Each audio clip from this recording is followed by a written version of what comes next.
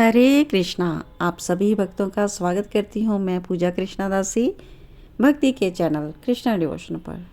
और Krishna devotion channel पर आपको भक्ति के साथ साथ एकादशी की सभी कथाएं उपलब्ध होंगी।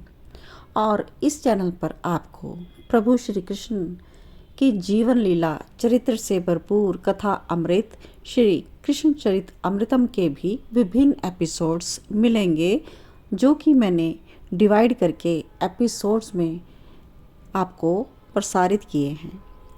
आप उनको बहुत ही ध्यानपूर्वक सुने तो आप श्री कृष्ण की लीला में प्रवेश कर पाएंगे। तो एकादशी की कथाएं भी वहाँ पर मिलेंगी और श्री कृष्ण की कथा भी आपको मिलेगी और अन्य भक्ति के वीडियोस भी आपको मिलेंगे। तो चलिए, आज का वीडियो हम एकादशी कथा कर रहे हैं, विजया एकादशी। तो आइए इसके बारे में हम डिटेल से जानते हैं और कथा भी सुनते हैं, महत्व भी जानते हैं और इसकी पूजा विधि करना भी जानते हैं। और भी बहुत सी जानकारी आपको मिलेगी, लेकिन आप वीडियो में शुरू से लेकर अंत तक ज़रूर बने रहें। और जो न्यू व्यूअर्स आ रहे हैं चैनल पर, यानी कि नए भक्त जुड़ रहे हैं, वो चैनल को सब्सक्राइब ज़रूर कर लें। आप सभी के हृदय में बैठे प्रिय प्रीतम को मेरा कोटि कोटि वंदन। विजया एकादशी तिथि फागुन मास के कृष्ण पक्ष में एकादशी तिथि को आती है। और विजय एकादशी या किसी भी एकादशी में आपकी यही कन्फ्यूज़न बनी रहती है, यह स्थिति रहती है कि हम किस दिन एकादशी करें, क्योंकि जो एकादशी की तिथि है या कोई भी तिथि है वो ग्रह नक्षत्रों के हिसाब से कुछ समय के लिए होती है किसी दिन, और दूसरे दिन उसका समापन सुबह ही हो जाता है। तो ऐसी स्थिति में सबकी कन्फ्यूज़न हो जाना स्वाभाविक है। तो मैं आपको यहाँ पर एक बात क्लियर कर देना चाहती हूँ, ऑलवेज़ के लिए। हर एकादशी में आपने कंफ्यूज नहीं होना है और आपने क्या ध्यान रखना है कि दशमी युक्त एकादशी तिथि जो होगी उसमें आपको व्रत नहीं लेना है। यानी कि उदय तिथि जिस दिन सूर्य उदय हो उस दिन चाहे एकादशी तिथि चाहे 1 घंटे की ही क्यों ना हो, यानी कि द्वादशी तिथि मिक्स हो और एकादशी हो उस दिन चाहे थोड़ी ही हो, हमें उस दिन व्रत लेना है। और दशमी तिथि अगर जुड़ रही है साथ में और एकादशी का व्रत आ रहा है तो उस दिन हमें व्रत नहीं लेना है। आशा करती हूँ आप इस बात को फॉलो करेंगे। और अगर आपको डिटेल में जानकारी चाहिए एकादशी तिथि के बारे में तो आप भविष्य पुराण के अनुसार जाएंगे, भविष्य पुराण खोलेंगे तो आपको एकादशी तिथि की संपूर्ण जानकारी उसमें उपलब्ध हो जाएगी। अन्य भी पुराणों में उपलब्ध है, लेकिन भविष्य पुराण में आपको डिटेल में मिल जाएगी यह कथा। तो आप एकादशी का महत्व या कब करनी चाहिए कब नहीं उसमें से जान सकते हैं। और पद्म पुराण में भी बताया गया है कि एकादशी का व्रत करने से व्यक्ति को हर क्षेत्र में विजय मिलती है, सभी पाप नष्ट हो जाते हैं। उसके व्रत करने से ही आपको वाजपेयी यज्ञ के बराबर पुण्य प्राप्त होता है और शत्रु भी परास्त हो जाते हैं। यानी कि इस व्रत का इतना प्रभाव है कि हार को जीत में बदल देता है। तो इसीलिए इस तिथि का नाम विजय एकादशी है। और इसके अलावा एक बात और मैं आपको बताना चाहूँगी कि हम पिछला जो व्रत किए थे एकादशी का वो थी जया एकादशी और इस बार है विजय एकादशी। तो जया और विजय असल में कौन है? ये भगवान के द्वारपाल हैं, जया और विजय। यानी कि कहने का अभिप्राय ये कि आप किसी भी नाम के अनुरूप व्रत करें, लेकिन यह भगवान की ही उपासना है। जय और विजय भी भगवान के उपासक हैं, बहुत ही परम भक्त हैं। तो हमें साथ ही साथ इनकी भी उपासना कर लेनी है, एकादशी तिथि की भी उपासना कर लेनी है और गोविंद की उपासना तो हमें हर समय करनी है। तो आशा करती हूँ आप इस व्रत की डिटेल जान लेंगे और व्रत ज़रूर करेंगे, व्रत को कोई भी मिस ना करे। आप सभी से मैं आशा करती हूँ आप एकादशी का व्रत स्टार्ट करें या कर रहे हैं या दूसरों को भी करने की प्रेरणा दें, लेकिन एकादशी का व्रत ज़रूर करें। चलिए विजय एकादशी का थोड़ा और महत्व जान लेते हैं। यह तो पता लग गया कि एकादशी का व्रत करने से, विजय एकादशी का व्रत करने से व्यक्ति को हर क्षेत्र में विजय मिलती है। आगे भगवान श्री कृष्ण युधिष्ठिर को भी इस व्रत का महत्व बताते हुए कहते हैं कि विजय प्राप्त करने के लिए इस व्रत को किया जाता है। भगवान राम ने लंका पर विजय प्राप्त करने के लिए विजय एकादशी का व्रत रखा था और इसी कारण रावण से युद्ध करने में राम को विजय प्राप्त हुई थी। इस एकादशी के व्रत में भगवान विष्णु के साथ साथ आपको माता लक्ष्मी की पूजा अर्चना भी करनी है और सुख समृद्धि प्राप्त करनी है, और ऐसा करने से आपके हर कष्ट भी दूर होंगे। यह व्रत जीवन में आई हुई नकारात्मकता को ख़त्म करता है, यानी कि आपको कोई भी परेशानी है उसको यह व्रत ख़त्म कर देगा और जीवन में सकारात्मकता सुख ला देगा। और इस व्रत के बारे में शास्त्रों पुराणों में तो यहाँ तक लिखा है कि विजय एकादशी का व्रत करने से अन्नदान, गौदान, स्वर्णदान और भूमि दान के बराबर पुण्य फल की प्राप्ति होती है और व्यक्ति जन्म मरण के बंधन से मुक्त होकर मोक्ष की प्राप्ति कर लेता है। आइए अब हम जानते हैं विजय एकादशी व्रत की पूजा विधि। विजय एकादशी से एक दिन पहले यानी कि दशमी तिथि को आप एक वेदी बना लें और उस पर सप्तधान्य रख लें। सप्तधान्य कौन से? गेहूँ, चावल, बाजरा, है ना, जौ, इस प्रकार से आप सप्तधान्य रख लें और उस पर कलश स्थापन करें। कलश स्थापना तो आपको आती ही होगी, आप दिवाली पूजन या अन्य पूजन में घट स्थापना करते ही हैं।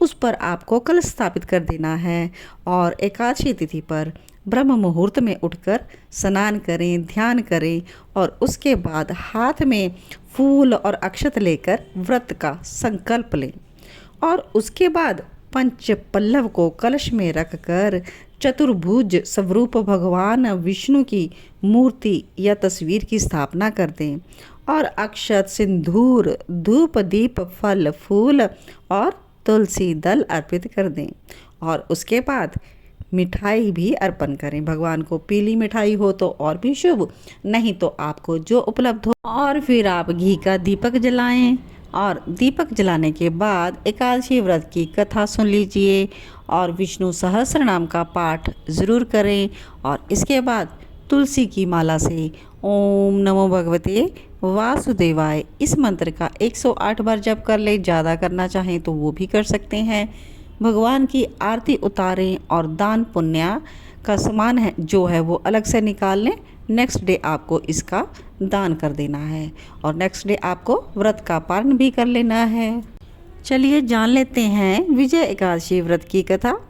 भगवान श्री कृष्ण ने विजय एकादशी के बारे में बताया कि लंका पर विजय पाने के लिए जब भगवान राम सागर तट पर वानर सेना के साथ पहुँचे तब उनके सामने बड़ी चिंता यह थी कि किस तरह सेना के सहित इस समुद्र को पार करें। ऐसे में लक्ष्मण जी ने भगवान राम से कहा कि हे प्रभु, आप सब जानते हुए मानवीय लीला कर रहे हैं। इस चिंता को दूर करने के लिए यहाँ पास में ही निवास करने वाले ऋषि बकदालभ्य से मिलें। ऋषि यहाँ से आगे का मार्ग हमें सुझा सकते हैं। लक्ष्मण जी की बातों को सुनकर भगवान राम बकदालभ्य ऋषि के पास पहुँचे और अपनी सारी परेशानी की वजह बताई। भगवान राम ने उस परेशानी का कोई मार्ग सुझाने के लिए भी कहा। ऋषि ने बताया कि आप सेना समेत फागुन मास के कृष्ण पक्ष की एकादशी को भगवान नारायण की पूजा करें और इस एकादशी का नाम विजय एकादशी है। यह आपको ज़रूर विजय दिलाएगी। भगवान राम ने सेना समेत विजय एकादशी का व्रत किया और विधि विधान के साथ भगवान नारायण की पूजा की और रात्रि में कीर्तन भजन किया। भगवान कृष्ण ने बताया कि इस व्रत के प्रभाव से भगवान राम अपनी सेना समेत लंका पहुँचे और रावण से युद्ध में जीते। इस व्रत से संकट से मुक्ति तो मिलती ही है और प्रतिष्ठा मिलती है और विजय प्राप्त होती है। धर्मराज युधिष्ठिर बोले, हे जनार्दन, फागुन मास के कृष्ण की एकादशी की जो विधि विधान है उसकी मुझे कृपा करके डिटेल में और भी बताएं। तब भगवान बोले कि फागुन मास के कृष्ण पक्ष की एकादशी का नाम विजय एकादशी है। इस व्रत के प्रभाव से मनुष्य को विजय प्राप्त होती है। सब व्रतों से उत्तम यह व्रत है। इस विजय एकादशी के महात्म्य के श्रवण से या पठन करने से समस्त पाप नष्ट हो जाते हैं। और एक समय देव ऋषि नारद जी जगत पिता ब्रह्मा जी से कहने लगे कि आप मुझे फागुन मास के कृष्ण पक्ष की एकादशी का विधान कहिए। तो ब्रह्मा जी कहते हैं कि नारद, विजय एकादशी का व्रत पुराने और नए पापों का नाश करने वाला है। इस विजय एकादशी की विधि मैंने आज तक तो नहीं बताई, लेकिन मैं तुमसे कहता हूँ। तो नारद जी जो हैं वो ब्रह्मा जी के मानसिक पुत्र हैं। तो ब्रह्मा जी नारद से कहते हैं कि त्रेता युग में मर्यादा पुरुषोत्तम श्री रामचंद्र जी को 14 वर्ष का वनवास हो गया। तब वे श्री लक्ष्मण तथा सीता जी सहित पंचवटी में निवास करने लगे।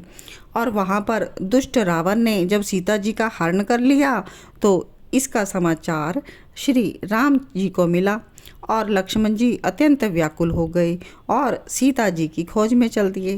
घूमते घूमते जब वे मरणासन जटायु के पास पहुँचे तो जटायु उन्हें सीता जी के बारे में सारा वृत्तांत सुनाकर स्वर्गलोक को चला गया।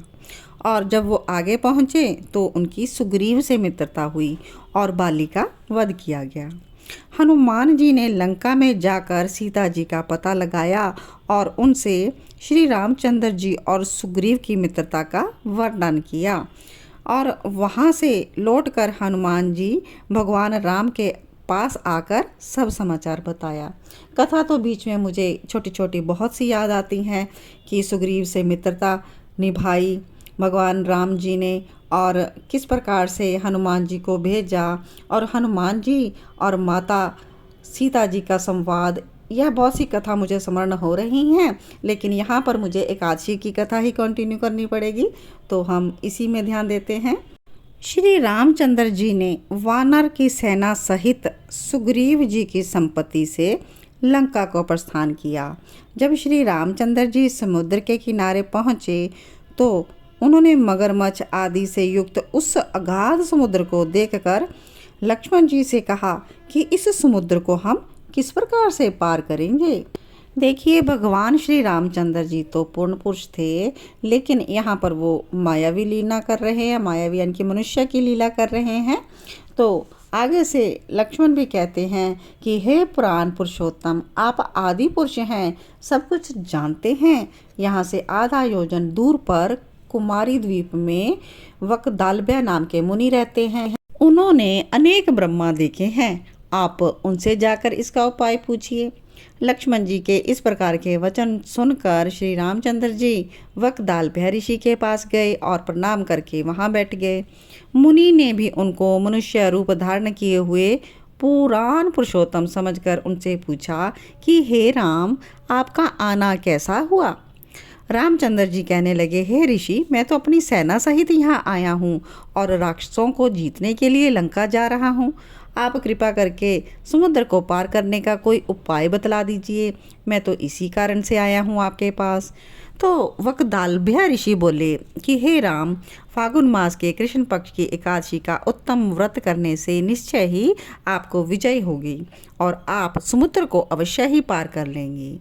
तो यह कथा आप सबने श्रवण की, जो कि ब्रह्मा जी द्वारा नारद जी को श्रवण करवाई गई।